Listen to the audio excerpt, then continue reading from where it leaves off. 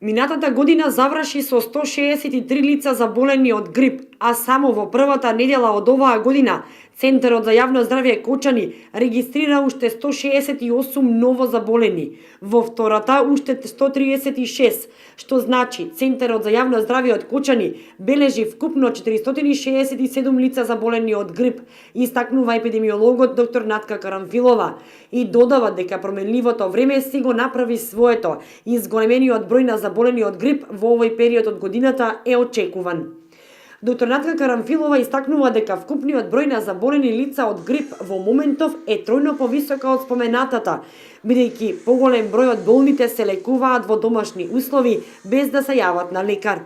Во Виница пак 2016 заврши со 44 заболени од грип. Во првата недела од оваа година бројката се искачи на 95 ново заболени.